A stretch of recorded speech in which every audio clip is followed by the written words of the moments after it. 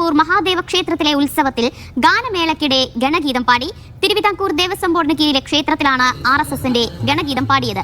DYFI Thrikkadavoor east മേഖലാ committee Devaswom ബോർഡിന് പരാതി നൽകി. ഇപ്പൊ നമ്മുടെ കേരളത്തിലെ ഒരു ട്രെൻഡായി മാറിക്കൊണ്ടിരിക്കുകയാണ് അമ്പലത്തിലെ ഉത്സവത്തിലെ ഗണഗീതം എന്ന് പറയുന്നത്. ഇതിനെ വിവാദമാക്കുകയും ഇതിന്റെ വാർത്തകൾ വരുമ്പോഴും ഇതിന്റെ കമന്റുകളിൽ വരുന്നത് എന്താണെന്ന് വെച്ച് കഴിഞ്ഞാല് അത് ഗണഗീതമല്ല, അതൊരു ദേശഭക്തി ഗാനമാണ് എന്നാണ് പറയുന്നത്. അപ്പൊ അങ്ങനെ ചോദിക്കുന്ന ആളുകളോടാണ് ഞാൻ ഇനി ചോദിക്കാൻ പോകുന്ന കാര്യങ്ങൾ.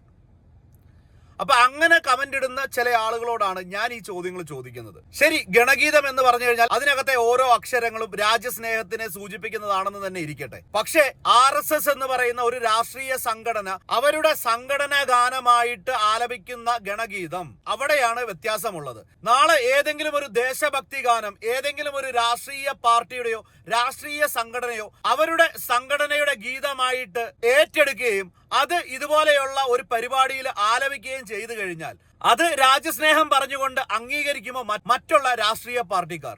ആ പാട്ടിന്റെ ഉള്ളടക്കം എന്താണ് എന്നുള്ളതല്ല ഇവിടുത്തെ ചർച്ചാ വിഷയം. ആ പാട്ടിനെ ഇപ്പൊ ആരാണ് ഉപയോഗിക്കുന്നത്, എന്തിനു വേണ്ടിയിട്ടാണ് ഉപയോഗിക്കുന്നത് എന്നുള്ളതാണ് ഇവിടുത്തെ ചർച്ചാ വിഷയം. നിങ്ങൾക്ക് രാജ്യസ്നേഹം കാണിക്കാൻ വേണ്ടിയിട്ടാണെന്നുണ്ടെങ്കിൽ ജനഗണമനയോ വന്ദേ മാതരമോ മാ തുജേ സലാമോ അങ്ങനെ എന്തൊക്കെ പാട്ടുകൾ പാടാനുണ്ട് നിങ്ങൾക്ക്. ഒരു രാഷ്ട്രീയ സംഘടന അവരുടെ ഔദ്യോഗിക ഗാനമായിട്ട് ഏറ്റെടുത്തിരിക്കുന്ന ഒരു പാട്ടിനെ ഏതൊക്കെ തരത്തിലുള്ള രാജ്യസ്നേഹം പറഞ്ഞു കഴിഞ്ഞാലും അത് അവരുടെ കീഴിലുള്ള പാട്ട് തന്നെയാണ്. അതിനെ നിങ്ങൾ രാജ്യസ്നേഹത്തിന്റെ കൂട്ടത്തിലൊന്നും വലിച്ചു കെട്ടി വെക്കേണ്ട കാര്യമില്ല.